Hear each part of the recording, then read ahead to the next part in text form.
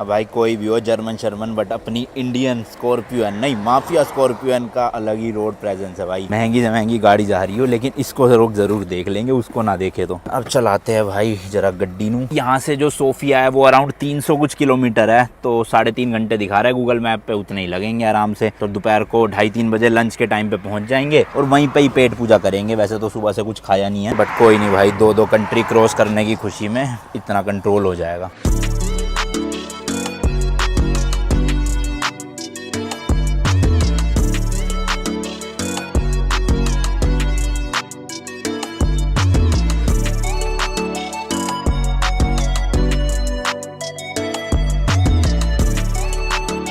Border से भाई 100 kilometre drive कर लिया एंड रोड ना ऐसी चलती जा रही है सिंगल, और कंडीशन भी ना कुछ खास नहीं है। मतलब देख रहे हो, ऐसी वो परफेक्ट वाली रोड्स नहीं है जो टर्की में थी, ईरान में थी, और ग्रीस में भी अच्छी थी रोड। लेकिन यहाँ पे भाई साहब बहुत सारे ना ऐसे टूटे फूटे पैचेस भी है और ऊबड़ खाबड़ सी है बड़ी, ऐसे गड्ढे वड्डे आए जा रहे हैं। पता नहीं ये पूरे सोफिया तक का ही ऐसा पहाड़ी इलाका है या फिर यहीं का है। होपफुली वहाँ बनाओ भाई, क्योंकि ये तो बड़ा बेकार सा है। 60-70 की यहाँ पे मैक्सिमम स्पीड लिमिट है, ऊपर से ओवरटेक भी अलाउड नहीं है। तो अगर आगे कोई गाड़ी चल रही है स्लो स्लो स्लो स्लो, उसके पीछे ही लेके चलते जाओ। और ये कोज़लैक करके सिटी आई है आगे, छोटी छोटी सिटीज है, ज्यादा बड़ी नहीं है। अब क्योंकि भाई पहाड़ी इलाका है तो इनकी जो छतें है वही ऐसे टाइलों से बनी होती है, स्टेप्स से, ताकि बारिश और बर्फ जब भी आए तो छत पे टिके ना, ऐसे स्लाइड डाउन हो जाए। ये रहे भाई यूरोप के पेट्रोल पंप या फ्यूल स्टेशन। तो डीजल यहाँ पे चल रहा है 2.44 यूरोस का। तो यूरो नहीं है, ये BGN है यहाँ की करेंसी, यानी कि बल्गेरियन लेव। लेव का मतलब होता है लायन। तो अभी यहाँ की करेंसी हम चेंज करवाएंगे। वैसे तो ज्यादातर लोग यहाँ पे शायद से यूरो भी ले लेंगे, बट नहीं लेते, तो हमारे पास होनी चाहिए लोकल करेंसी। और यहाँ का एक BGN इंडिया के 45 रुपीज के बराबर है, या फिर 1 यूरो जो है ना वो 2 BGN के बराबर है। एक और सिटी शुरू हो गई है कोंश करके, यहाँ पे भी 5-6 घर शुरू में है, आगे जाके 5-6 घर आएंगे। और सभी घरों की छत आप देख लो वैसी टाइलों की बनी हुई है। तो लग रहा है इस वाले एरिया में ना नवंबर-दिसंबर में प्रॉपर स्नोफॉल होती होगी। अभी देख लो भाई जुलाई है और बाहर का टेम्परेचर 30 डिग्री हो रहा है केवल। ओ भाई साहब कितने सारे सोलर पैनल लगा रखे, देखना मस्त बिजली बना रहे हैं यहाँ पे। तो ये लो भाई सिटी खत्म भी होगी, सेम टर्की में जैसा था ना, जब सिटी खत्म होती है तो ऐसे क्रॉस सा बना जाता था नाम के आगे। यहाँ पे भी वही सेम चीज चल रही है। फ्रूट्स की काफी रेडिया लगी हुई है यहाँ भी, तरबूज बिखरा है टर्की की तरह। एंड शायद से जो हाईवे पे बैठे होते हैं ना फ्रूट्स वाले, ये सस्ते देते हैं, क्योंकि सिटी में तो भाई बहुत महंगे फ्रूट है। इस्तांबुल में मैंने 1-2 फ्रूट्स के ही रेट पूछे थे, मैंने उसके बाद कहा नहीं लेने भाई। ओ भाई फाइनली जाके रोड अलग अलग हुई है, उधर वाला ट्रैफिक उधर गया और हमारे पास 2 लेन मिल गई है। ओए होए होए। तो यहाँ पे भाई आराम से 100 तक हम चला सकते हैं। मतलब ऑब्वियसली भाई साइन बोर्ड देखते चलना है कि अगर कहीं पे कम स्पीड है तो कम कर लेनी है, कहीं पे 120-30 की भी आ रही है लिमिट तो वहाँ पे 130 भी चला सकते हैं। सामने देखो स्ट्रेट ऐसे रास्ते है भाई साहब। एक और सिटी आ रही है वो रही सामने। अब देखो ये 50 की स्पीड लिमिट लिखी है और यहीं पे ही कैमरे लगे हुए, जो भी 50 से ऊपर जा रहा होगा सीधा चलान हो जाएगा। मतलब हम टूरिस्ट है तो हमारा एग्जिट करने के टाइम पे चलान होगा। सही में भाई यहाँ पे तो पूरे तमीज से गाड़ी चलानी पड़ रही है, यूरोप है क्योंकि ये चलान हो सकता है। आज भाई एप्पल कारप्ले आ जाता है अपनी स्कॉर्पियन में, तो ऐसे मोबाइल में मैप लगा के जाने की जरूरत नहीं पड़ती। इधर देखो 2 ट्रैफिक सिग्नल है। अब ये हमारा लेफ्ट जाने वाला ग्रीन हो गया, लेकिन इधर जाने वाला रेड है, तो हम इधर नहीं जा सकते। इसने भाई 1-2 साल इंडिया में गाड़ी चलाई हुई है ना, अगर वो बाहर आता है और गाड़ी चलाता है तो कुछ घंटों का खेल है भाई, समझना। मतलब उसके बाद इतनी दिक्कत नहीं होती है। ऐसे कोई बड़े रूल्स नहीं है कि आप समझ ही नहीं पाओगे। बस थोड़ा सा कॉमन सेंस और दिमाग का यूज करो और साइन बोर्ड पढ़ते चलो बस। अभी मैं एक भाई की वीडियो देख रहा था अपने गुड़गांव के ही, तो वो भाई साहब लेफ्ट रोड में चला रहे था गाड़ी। मेरा एकदम से दिमाग बोला यार ये रोंग साइड क्यों चला रहा है। तो हमारा चला के यहाँ पे ऐसे दिमाग सेट हो गया राइट साइड का कि मुझे इंडिया वाली रोड अब उल्टी दिखने लग गई है। कोई नहीं, अभी वापस हम यूके पहुंच जाएंगे तो सेम इंडिया वाले ही रूल्स चलने लग जाएंगे वहाँ पे भी। तो अब हमारे दिमाग को पता है कि अगर हमें उधर जाना है ना तो ऐसे कट नहीं लेना, थोड़ा सा आगे जाना है देन यू कट ले। बाकी भाई सोफिया अभी भी 227 किलोमीटर बचा है, 2.25 घंटे का रास्ता है यार। पहाड़ ना आए बस बीच में। अब भाई साहब दूर तक देखना पूरा येलो फ्लावर्स लगे हुए हैं, सनफ्लावर्स है ना ये। होए गजब भाई। एंड रोड की कंडीशन अब बेटर हो गई है, 110 की स्पीड लिमिट है और अलग अलग रोड पे ट्रैफिक चल रहा है मस्त। देखना भाई साहब कितने सनफ्लावर्स है, दूर तक पूरा येलो दिख रहा है। गाड़ी में भाई डीजल खत्म हो गया है तो फ्यूल करवाते हैं। डीजल प्रो फोर्स है यहाँ पे भाई 2.55, जो यहाँ की करेंसी है। बड़ा महंगा है ये तो, फिर उस हिसाब से अगर देखा जाए कन्वर्जन मिला के तो 110 रुपए के भी ऊपर। Diesel right, diesel what steel for truck, तो ये वाला है भाई, वो तो ट्रक वालों के लिए है। यहाँ पे है डीजल ग्रीन फोर्स और डीजल प्रो फोर्स, बाकी 95 ऑक्टेन तो पेट्रोल होगा। दिस इज पेट्रोल, बेंजीन, यहाँ भी बेंजीन ही बोलते हैं पेट्रोल को। एंड डीजल ये वाला नॉर्मल है, ये थोड़ा सा प्रीमियम है। नॉर्मल का रेट है ये 2.55। यहाँ भी हर पेट्रोल पंप पे वो छोटी सी सुपरमार्केट बनी हुई है। पेमेंट शायद से अंदर ही करनी पड़ती होगी। You take card right, card. हाँ ओके। मैं सोच रहा हूँ यार ये वॉशर फ्लूइड ना ले ही लूँ, क्योंकि पानी डाल डाल के बड़ा वो हो रहा है, और ये समर वाला है विंडशील्ड के लिए। पूछता हूँ कितने का है, तो ले ही लेंगे। तो यार 2.55 लेवा तो सही में 110 के ऊपर हो गई है। टर्की में डीजल मिल रहा था हमें 92 रुपीज, यहाँ तो और महंगा हो गया बताओ। 2.55 बल्गेरियन लीवा जो है वो भाई 1.3 यूरो पड़ रहा है वो भाई साहब। और गूगल के हिसाब से इंडियन करेंसी में देखा जाए तो 116 रुपए लीटर, पर हमें वो ये कन्वर्जन फीस मिला के 120-25 रुपए लीटर पड़ेगा। और अपनी गाड़ी में डीएफ अभी 55% है, तो जब 30% के आसपास हो जाएगा ना तब भरवा लेंगे। नॉर्मली फ्यूल स्टेशन पे यहाँ पे डीएफ मिल जाता है या एडब्ल्यू मिल जाता है, जो भी कहना चाहो आप।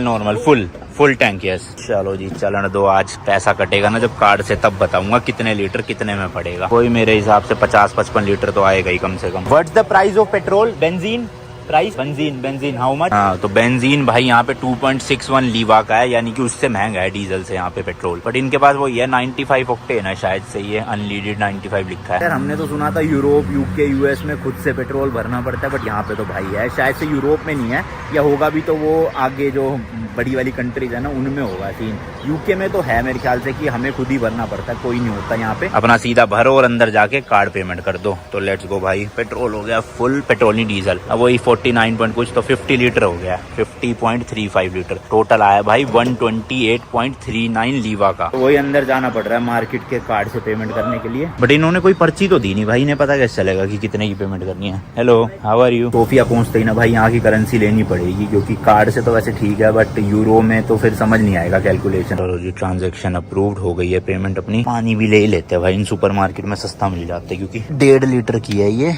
1.99 की। डीजल के कटे है भाई 6,000 रुपए 50 लीटर के, वही 120 रुपए लीटर पड़ गया इंडियन करेंसी में। पानी के और चेक करता हूँ कितने कटे हैं कार्ड से। हाँ ये देखो इनके पास भी टैंक है एडब्ल्यू का, मुझे लगा है नहीं यहाँ पे, तो वही अपना लीटर के हिसाब से भर देते हैं ये, बट अभी जरूरत नहीं। कोई नहीं, okay bye, thank you. 291 rupees कटे हैं 3 बोतल के, यानी कि ऑलमोस्ट 1.5 लीटर पानी यहाँ पे 100 रुपए का पड़ रहा है भाई साहब। पानी भी महंगा, डीजल भी महंगा, कुछ तो एक चीज सस्ती होती।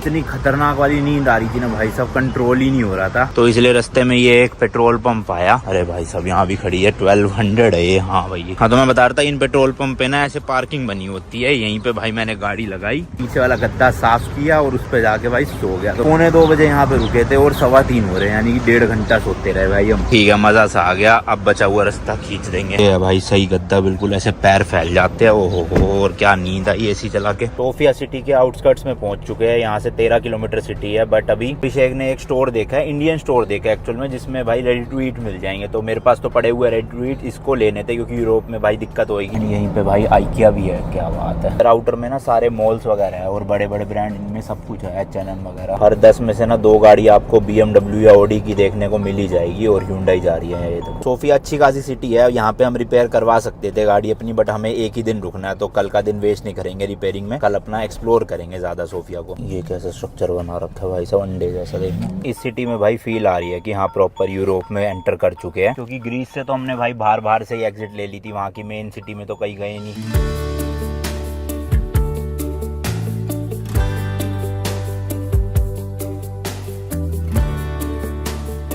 यहाँ पे आए हैं भाई, कहीं पे दिख तो रहा नहीं है, वैसे कोई इंडियन स्टोर हो सकता है, नाम कुछ और हो। ये जो आप ऑडी देख रहे हो, इनके पीछे पीछे फॉलो करते हुए हम आए हैं, क्योंकि ये सब्सक्राइबर है हमारे और इन्होंने ही बताया है कि यहाँ पे है इंडियन स्टोर। पूरा भाई रेजिडेंशियल एरिया ही लग रहा है, अपार्टमेंट्स बने हुए देखो सारे। ये स्टोर है भाई, और किसी इंडियन का ही है ये स्टोर, होपफुली मिल जाए बस। ब्रांड्स तो सारे इंडियन है यहाँ पे, देखो MDH वगैरह, मसाले वगैरह तो है इनके पास सब कुछ। मदर्स रेसिपी, हाँ तो है, तो चलो शुक्र है। पाव भाजी भी है, वेज बिरयानी भी है, आलू मेथी भी है। आलू मेथी भाई साहब साहब, ओहो अब तो खुशी। मेरे को चाहिए आलमंड ऑयल बस। मेरा भाई बजाज का आलमंड ऑयल खत्म हो गया, वो चाहिए बस। आलमंड ऑयल होगा क्या आपके पास कोई? निहारती का मिल गया, चलो ठीक है। ये सब इम्पोर्ट ही होता है, इंडिया से ही होता है?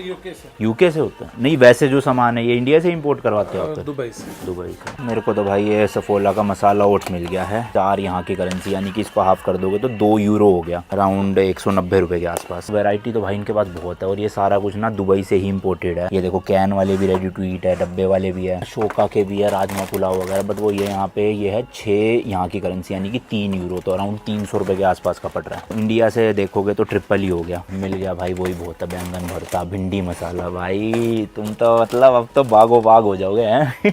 सारी भुजिया वुजिया सब कुछ है भाई इनके पास, सही है भाई। किसी को खाने की तलब हो रही हो तो ले सकता है। मैगी भी मिल गई भाई, फैमिली पैक, वो भी 8 पीस वाले, 4 यूरो का, 400 रुपए के 8। सही है वैसे, 50 रुपए का एक पड़ रहा है, जो इंडिया में 10 रुपए का पड़ता है, 10 या 12 का। लो जी लो, मैगी आ गई, मैगी 5 खड़ी हुई है भाई। और यहाँ पे BMW तो ऐसे हो रही है जैसे इंडिया में वैगनार दिखती रहती है ना गली गली में, वैसे यहाँ पे BMW दिखती रहती है। लो जी मिल गया है, वो रहा इंडियन रेस्टोरेंट, सैफ्रॉन नाम है इसका। और यहाँ किसी और की पार्किंग में हमने अपनी गाड़ी लगा दी। वो भी कहेंगे खा कहीं और रहे हो, गाड़ी हमारे यहाँ लगा रहे हो, गद्दारी करते हो। बड़ी तेज भूख लग रही है भाई, सुबह से कुछ नहीं खाया हुआ, बिल्कुल खाली पेट आए हुए हैं। टीम इंडियन नहीं है ऐसी कुछ खास, बट ठीक है, खाना मिल जाए वही बहुत है। भाई सब प्लेट देख रहे हो कैसी है, मस्त चमचमाती हुई। यूरोप में आते ही भाई इंडियन खाने के दाम ऐसे हो गए हैं, जैसे आलू गोभी देख लो, 7.5 यूरो की, अराउंड 700 रुपए की। अब इंडियन खाना बंद, बस आज आ गए ठीक है पूरे यूरोप में, वरना पैसों की बैंड बच जाएगी। तंदूरी रोटी बटर वाली है भाई 2.5 यूरो की, यानी कि 250 रुपए की। और तेरी मैंगो लस्सी सस्ती है, चलो यहाँ पे, वहाँ इस्तांबुल में 400 रुपए की थी, यहाँ 300 कुछ की पड़ेगी। आ गए बस इसलिए खा रहे हैं, वहीं से पता चल जाता रेट का, तो आते भी नहीं हम तो। क्वांटिटी तो भाई ठीक है, 2 लोग खा सकते हैं, एंड टेस्ट भी ठीक है, ओके ओके। बस महंगाई बहुत है भाई साहब। चलो जी खाना वाना हो गया है, अब यहाँ के मेन सिटी स्क्वायर में चलते हैं, वहीं पे आसपास कोई होटल देखेंगे। फिर अराउंड 8 किलोमीटर है, तो ये जो इंडियन रेस्टोरेंट है भाई बिल्कुल ही सिटी सेंटर से बाहर की तरफ है।